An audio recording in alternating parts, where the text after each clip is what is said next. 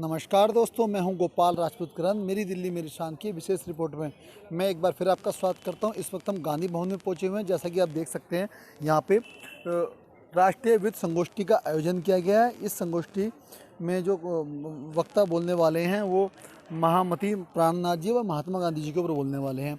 हमारे साथ इस वक्त प्रोफेसर रुचि शर्मा जी हैं, जो हमें जानकारी देंगी कौन कौन यहाँ पहुँचने वाले हैं। मैं आपका बहुत बहुत स्वागत है मेरी दिल्ली मेरी शान में। आज का क्या कार्यक्रम है? आज का कार्यक्रम है महामती प्राणनाथ और महात्मा गांधी अपने अपने समय और समय की चुनौतियों के आलोक में।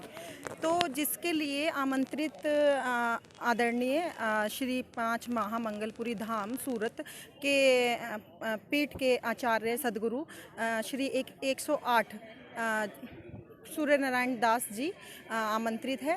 दूसरा, दिल्ली विश्वविद्यालय के प्रतिष्ठित प्रोफेसर पूरन चंद टंडन जी, वहीं साथ ही शरदानंद कॉलेज पूर्व सहायक प्रोफेसर डॉक्टर विनीता मैम आमंत्रित। जैसा कि मैडम ने बताया, हाँ कौन कौन पहुँचने वाले हैं, आइए वहाँ आपको कार्यक्रम के अंदर ले चलते हैं।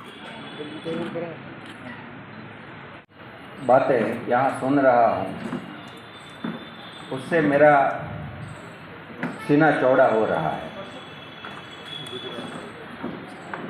ये दोनों जिसके बारे में हम बात कर रहे हैं, महामती प्राणनाथ जी और महात्मा गांधी जी, गुजरात से है। गुजरात से है इतना ही नहीं, सौराष्ट्र से है। सौराष्ट्र से है उतना भी नहीं, सौराष्ट्र में भी एक प्रांत है जिसका नाम है काठियावाड़, वहाँ के है, और मैं वहीं का हूँ।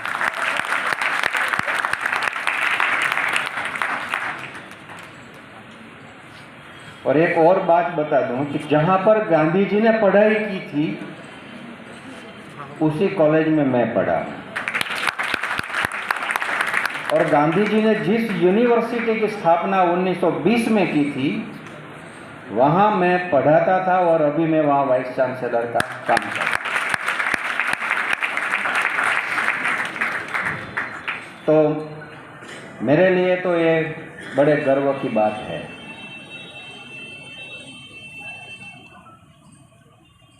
महामती प्राणनाथ जी का जन्म और गांधी जी का जन्म, ये 2 दिनों के बीच में 251 वर्षों का अंतर है, 251 ईयर्स।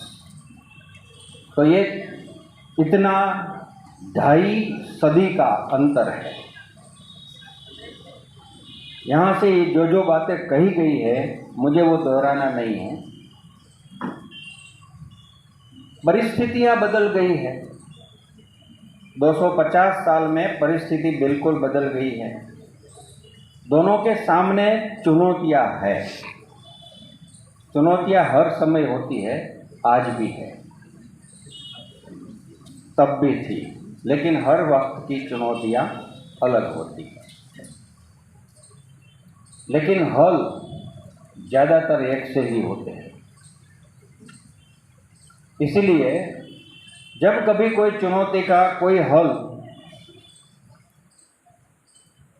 इतिहास में किसी भी समय पर मिला है, वो आज भी एप्लीकेबल होता है।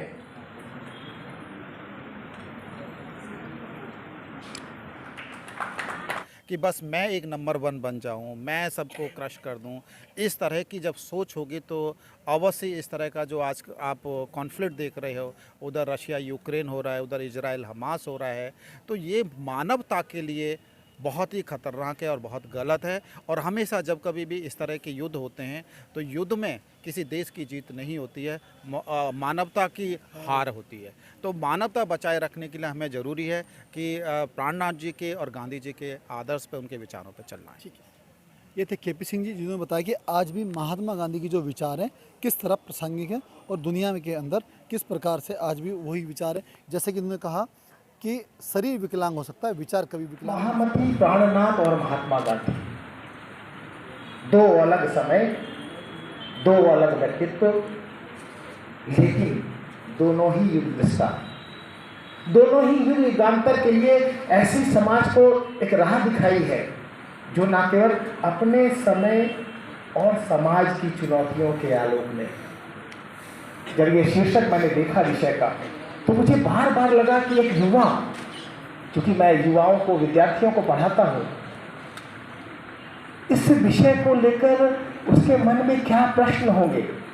और युवाओं की दृष्टि से, एक विश्लेषक की दृष्टि से मैंने इस विषय पर विचार किया, तो मुझे लगा कि क्यों नहीं इसका शीर्षक यह होना चाहिए, महामती प्राणनाथ और महात्मा गांधी आज के समय और चुनौतियों के आलोक में। और मित्रों, मैं बताना चाहता हूँ, अपने समय और अपने समाज की चुनौतियों के आलोक में महामती प्राणनाथ और महात्मा गांधी जिस तरह से अर्थवान और प्रासंगिक थे, उससे आज लगभग 200-250-300 सालों के बाद, महामती जी का लगभग 350 वर्ष और महात्मा गांधी का भी लगभग 150 वर्ष से भी ज़्यादा, आज भी उतने ही अर्थवान हैं अपने आज के समय और आज के समाज की चुनौतियों के आलोक। कि गांधी वहाँ से कुछ ग्रहण करते हैं। सारे बिंदुओं पर बात करना संभव नहीं है समय सीमा के कारण, भाषा पर थोड़ी बहुत बात करने की कोशिश करूँगा। प्राणनाथ जी की जो भाषा है गुजराती है, और जिन भाषाओं को वो अर्जित करते हैं वो उनकी अरबी फारसी हो सकती है, मानी जा सकती है, सिंधी मानी जा सकती है, और हिंदी भी मानी जा सकती है। ये अर्जित भाषा है उनकी, मूलतः उनका गुजराती का संस्कार है। और इसीलिए शायद प्रारंभ की जो उनकी चारों रचनाएं हैं, श्रीराज, षड्ऋतु, प्रकाश और कलश, ये चारों रचनाएं गुजराती में हैं। और जैसे जैसे वो आगे बढ़ते जाते हैं वैसे वैसे उन्हें लगता है कि वह भाषा जो उन्हें संस्कार के रूप में प्राप्त हुई है, उनके विचारों के विस्तार में कहीं ना कहीं उतनी उपयोगी सिद्ध नहीं हो रही है। इसलिए वो हिंदी का सहारा लेते हैं और अपनी दोनों रचनाओं का, प्रकाश और कलश का, अनूप शहर में वो अनुवाद करते हैं। बाकी रचनाएं हिंदी में हैं। ये जो बात है कि भाषा का विस्तार करने की कोशिश, अगर हम भारतीय परंपरा को देखें तो भारतीय परंपरा में भोजपुर से कबीर आते हैं और वो सदुकड़ी का इस्तेमाल करते हैं। सिद्ध बिहार से आते हैं, उनकी जो भाषा है वो बोलचाल की भाषा के निकट है, कम से कम दो होती। तुलसी अवध क्षेत्र से आते हैं, मगर तुलसी की जो अवधि है उसमें वो उसका इस्तेमाल करते हैं संस्कृत के बोलचाल वाले प्रयोगों के निकट जाकर, कि आम आदमी को वह भाषा समझ में आ सके। हमें कोशिश ये करनी चाहिए कि कहीं ऐसा तो नहीं है कि प्राणनाथ जी भी अपनी परिधि का विस्तार करने के लिए वही कोशिश करो। गुजरात से 3 व्यक्ति आते हैं इस तरह के, दयानंद आते हैं, गांधी आते हैं, प्राणनाथ आते हैं। तीनों अपने गुजराती के संदर्भ के साथ साथ अपनी बात को कहने के लिए नई भाषा को चुनते हैं जो बड़े क्षेत्र में उनके विचारों का प्रचार प्रसार कर सके। बात बड़ी साफ है कि उनके जहन में भाषा की शुद्धता का आग्रह नहीं है, बल्कि उनके जहन में मन की शुद्धता का आग्रह है। अभी कहा था विनीता जी ने, आचरण की शुद्धता का आग्रह है। भाषा की शुद्धता का आग्रह उत्तर मध्यकाल में जहाँ हमें दिखलाई पड़ता है, संत सुंदरदास के यहाँ दिखलाई पड़ता है। और ये कहा जाता है कि जैसे जैसे भाषा शुद्ध होती चली गई, बोलचाल से दूर हटती चली गई, वैसे वैसे भक्ति मूवमेंट नखदंत विहीन होने लगा। टंडन साहब मेरी बात का समर्थन करेंगे।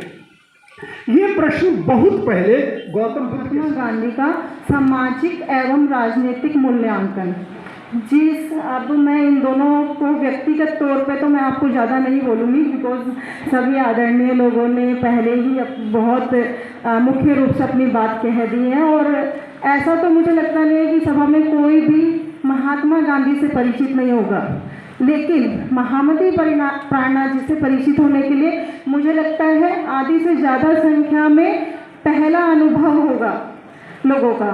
तो मेरा मुख्य उद्देश्य महामती प्राणनाथ की पृष्ठभूमि को बताते हुए आज के संदर्भ में महात्मा गांधी जी से उनके विषय की प्रासंगिकता को दिखाना होगा। सोच, उनका विचार, उनकी भावना, उनकी अनुभूति के धरातल, इनमें कोई अंतर नहीं है। ये तो हमने इस समाज में भेदभाव पैदा कर दिया, छुआछूत पैदा कर दिया। गांधी जी उसके विरुद्ध अस्त्र शस्त्र के साथ खड़े रहे, ये एक बड़ी बात है। कहीं ना कहीं गांधी जी भगवान राम या हरि के बहुत नज़दीक थे, इसीलिए उन्होंने समाज के बड़े वर्ग को हरिजन। गांधी जी ने देखो, राम एक आदर्श चरित्र है, लोक मंगल उन्होंने राम से ही ग्रहण किया। बहुत सारे सिद्धांत हैं जो हमारे आराध्य हैं, जो वैष्णव भक्ति है उसकी एक सशक्त परंपरा है। क्योंकि गांधी जी नित्य प्रति मंदिर जाते थे, पूजा पाठ करते थे, साधना उपासना करते थे।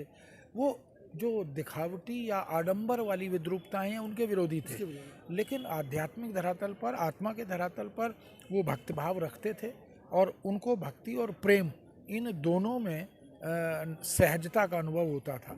इसलिए उन्होंने अपने सिद्धांतों में उनको बहुत महत्वपूर्ण स्थान भी दिया।